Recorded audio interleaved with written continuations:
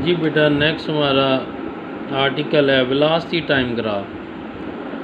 Velocity time graph यानी एक तरफ हम वेलोसिटी रखेंगे, एक तरफ टाइम एक्सिस लेंगे। जैसे ये आपको नज़र आ रहा है, टाइम हॉरिजेंटल ले लेंगे और वेलोसिटी वर्टिकल। टाइम गुजरता जाएगा, वेलोसिटी में क्या चेंजेस आती हैं वो हमने डिस्कस करनी है इसमें। और इस ग्राफ से दो चीज़ें निकालनी हैं कि वो बॉडी ने डिस्टेंस कवर कितना किया और उसका एक्सेलरेशन क्या आया। तो अब वेलोसिटी टाइम ग्राफ में देखिए, when velocity is taken along Y axis and time is along X axis, we obtain a graph is called velocity time graph. तो याद रखें, इस ग्राफ से हम दो चीज़ें निकालेंगे। From the graph we can find out the distance covered by the body and acceleration produce, जो उसने एक्सेलरेशन प्रोड्यूस किया है, वो दो चीज़ें निकाली जा सकती हैं। अब दो चीज़ें किस तरीके से निकाली जा सकती हैं? जी, ये शॉर्ट क्वेश्चन में बहुत ज़्यादा आता है सवाल कि इसमें दो चीज़ें कैसे निकाली जा सकती हैं। नंबर 1, डिस्टेंस कवर्ड कैसे निकाला जाएगा। आप वो ग्राफ आएगा ना, उसका एरिया ले लें। अगर आप डिस्टेंस लेना चाहते हैं तो area of the velocity time graph ले लेंगे तो डिस्टेंस आ जाएगा। हाँ, अगर आप एक्सेलरेशन निकालना चाहते हैं उस ग्राफ का आप क्या ले लेंगे, slope of the velocity time graph ले लेंगे। ये दो चीज़ें निकाली जा सकती हैं। आगे हम डिस्कस करेंगे ये कैसे निकाली जा सकती हैं। तो वेलोसिटी की ग्राफ की 3 कैटेगरी हैं बेसिकली। पहला केस लेंगे व्हेन वेलोसिटी इज़ यूनिफॉर्म, यानी जिस तरह मोटरवे पे बॉडी मूव कर रही है यूनिफॉर्म वेलोसिटी से, वेलोसिटी इज़ यूनिफॉर्म। अच्छा, velocity time graph is a straight line parallel to time axis as shown। ये वेलोसिटी यूनिफॉर्म को देखें, velocity Y axis, time axis पे ये टी एक्स एक्सिस पे। आपको पता है टाइम गुजरता जाएगा। फ़र्ज़ करो ये टाइम हुआ 1 सेकंड हुआ, वेलोसिटी आपकी ये है, लेट्स सो ये 10 मीटर पर, या मोटरवे पे ले लें कि आपकी पहले मिनट में क्या 220 किलोमीटर पर आवर, अगले मिनट में भी 220 किलोमीटर पर आवर, अगले मिनट में भी 220 किलोमीटर पर आवर। ये देखिए हर जगह पर वही रहनी है, टाइम गुजरता जा रहा है, वेलोसिटी वही है।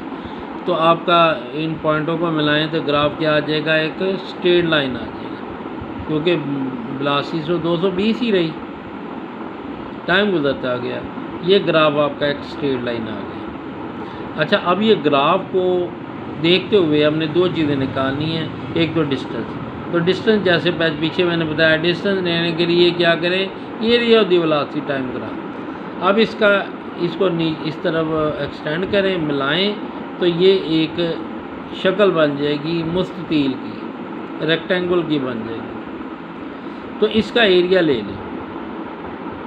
अच्छा, एरिया जो है इसका वो एक्चुअली डिस्टेंस आ जाएगा। एरिया कैसे लें, लंबाई ज़रब चौड़ाई। तो आपकी लंबाई टाइम है, चौड़ाई v है, तो v ज़रब t डिस्टेंस ही होता है। आपको पता है v आपने पढ़ा हुआ है, पहले v होता है d/t। तो d आपका किसके बराबर आ गया, v ज़रब t नहीं आ गया। इसका मतलब डिस्टेंस इधर v ज़रब t है, तो वही तो डिस्टेंस है।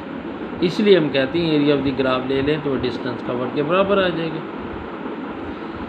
और अब इससे आपने क्या लेना है, एक्सेलरेशन। एक्सेलरेशन लेने के लिए स्लोप ऑफ द लाइन, जैसे आपने पहले बताया, acceleration slope of the velocity time graph. इसकी स्लोप कहते हैं ढलान को, एंगल बना रहा हो विद एक्स एक्सिस कोई ना कोई उसका, तो उसकी स्लोप होती है। ये लाइन बिल्कुल टाइम एक्सिस एक्स एक्सिस के पैरेलल है। ये लाइन आपकी क्या है, ये लाइन आपकी टाइम एक्सिस के पैरेलल है। तो पैरेलल लाइन एंगल क्या बनाती है? 0 एंगल।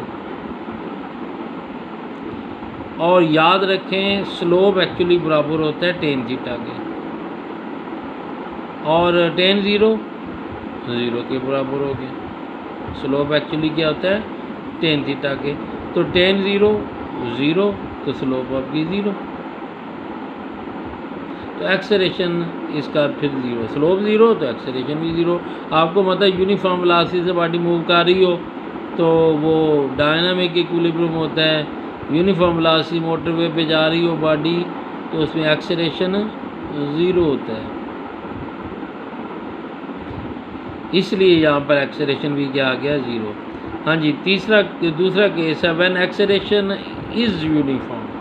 हाँ, एक्सेलरेशन यूनिफॉर्म का मतलब वेलोसिटी चेंज हो रही है, equal change in velocity in equal interval of time. ये ग्राफ इसका स्ट्रेट लाइन आएगा making some angle with X axis. देखिए ये टाइम इस तरफ है, अब आप कहते हैं ये टाइम में आपकी पहले वेलोसिटी थी 5 मीटर पर सेकंड, ये 5 ये आ गया।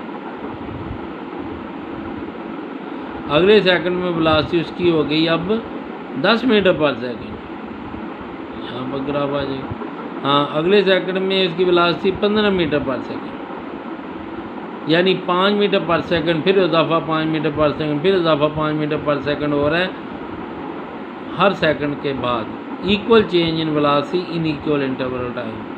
तो ग्राफ इसका इस तरह की स्ट्रेट लाइन आएगी और यहाँ पर कोई ना कोई एंगल इसका बन रहा होगा, यहाँ पर कोई एंगल बनेगा, फर्ज करो थीटा एंगल बन रहा है। हाँ जी, ये एंगल बन रहा है। तो इसका भी दो चीज़ें निकालेंगे। Then when acceleration is uniform then the velocity time graph is a straight line forming some angle with X axis. तो डिस्टेंस कवर लेने के लिए एक तरीका क्या है? एरिया ऑफ दी ग्राफ का एरिया किसके बराबर होता है? भी ये ग्राफ कैसा है? ट्राइंगल है।